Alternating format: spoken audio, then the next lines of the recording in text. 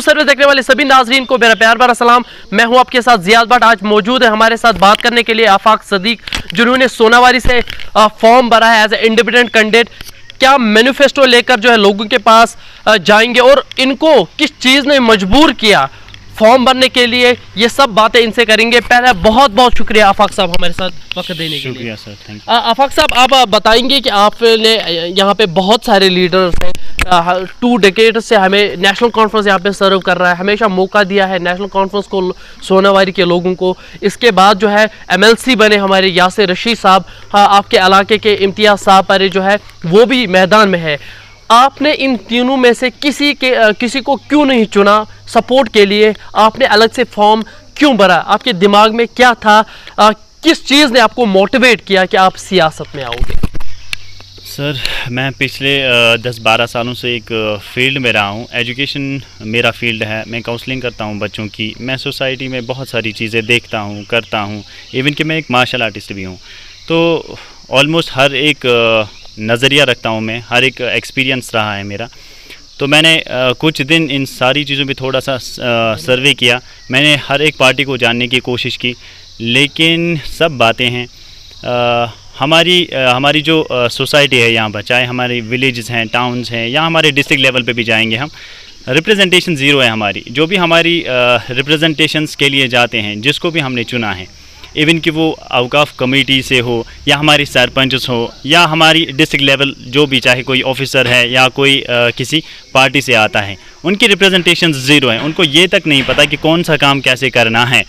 तो मुझे लगता है यहाँ पर सब हम कह सकते हैं सब एक जहालत में हैं, एंड दैट्स इट। यहाँ पर आपको यहाँ से एक झुंड चाहिए जो बस बकवास करे, शोर करे, एंड दैट्स इट। उससे ज़्यादा कुछ भी नहीं है। डेवलपमेंट ज़ीरो है, प्रोग्रेस ज़ीरो है, ग्रोथ ज़ीरो है।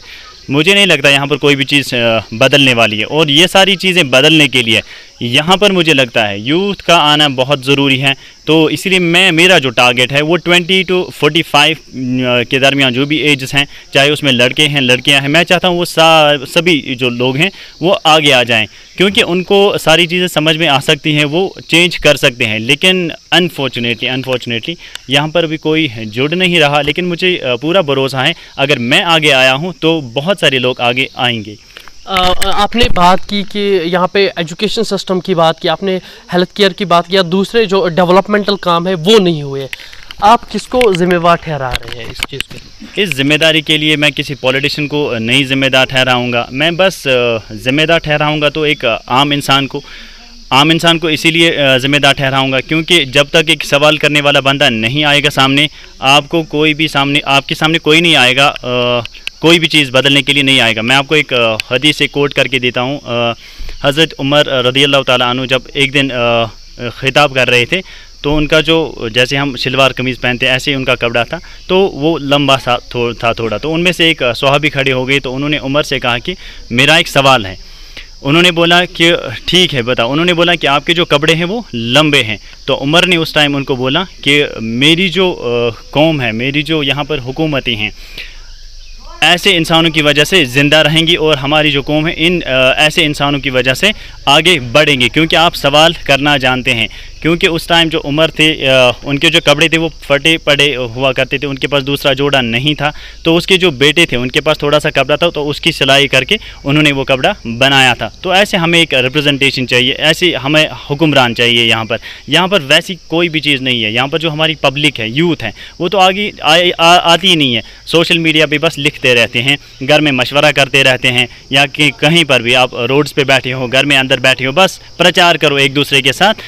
लेकिन जब सामने आने की बात होती है तो कोई नहीं आता। आप किसी भी पॉलिटिशियन को यहाँ पर जिम्मेदार नहीं ठहरा सकते।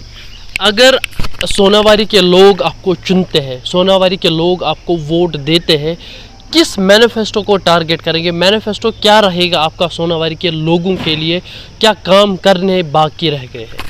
जी सर, मेरा जो मैनिफेस्टो है, मैं आपको कुछ चीज़ें उसमें से बताऊंगा। मेरा जो पहला टारगेट रहेगा उसमें से एजुकेशन रिफॉर्म एंड एम्पावरमेंट रहेगा।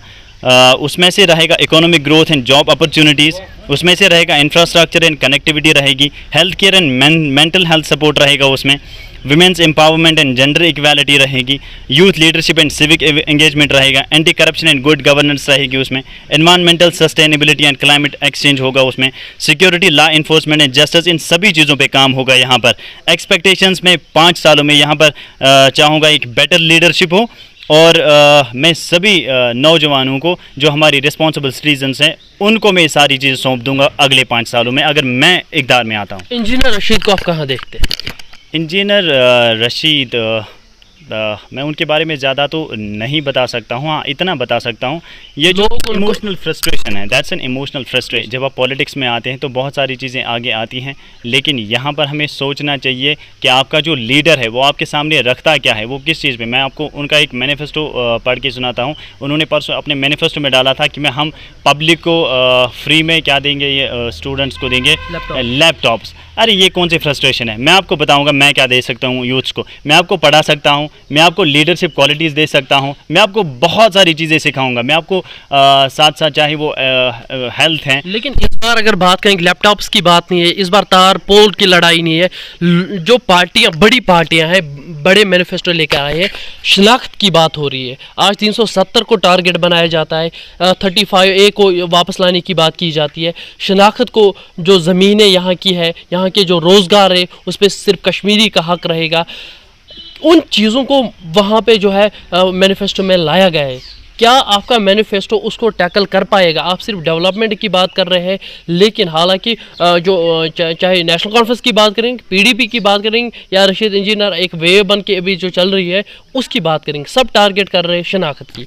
आप सिर्फ डेवलपमेंट को टारगेट करेंगे, यहाँ से उभर पाएंगे? बिल्कुल सर, मैं सिर्फ डेवलपमेंट को टारगेट करूंगा। मुझे कोई इमोशनल सपोर्ट नहीं चाहिए। मुझे पता है यहाँ पर जो पॉलिटिकल जो अभी एक्सचेंज हुआ है, जो बिहेवियर है लोगों का, उनको शायद अच्छी चीज़ें समझ में नहीं आती हैं, और मुझे ये भी पता है कि जो अच्छी चीज़ें हैं उनको ग्रो करने में बहुत टाइम लगता है। मेरा कोई पर्सनल बेनिफिट नहीं रहेगा। मैं चाहूँगा कि सब लोग मेरे साथ जुड़ें। भले ही आपको मैं ये चीज़ भी बताऊँ, मैं जीतने या हारने के लिए यहाँ पर नहीं हूँ।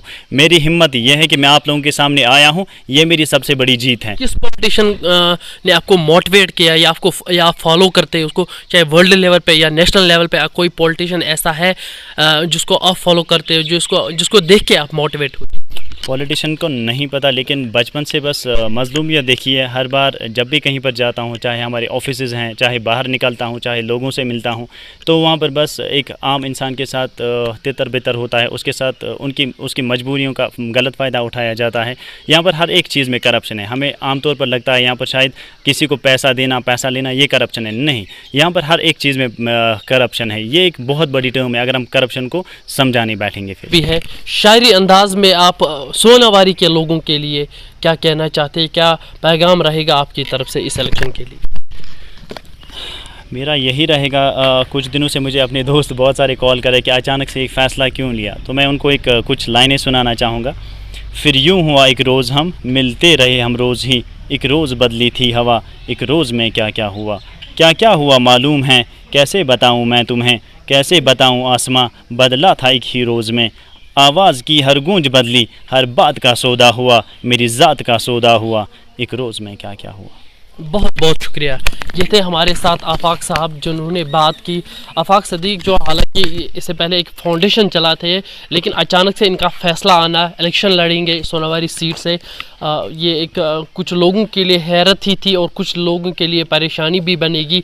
लेकिन क्या आफाक सदीक इस बीच में उभर पाएंगे, ये देखना होगा, ये वक्त तय करेगा। बहुत बहुत शुक्रिया हमारे साथ रहने के लिए। फिर से आपके साथ लौटेंगे। अल्लाह हाफिज़।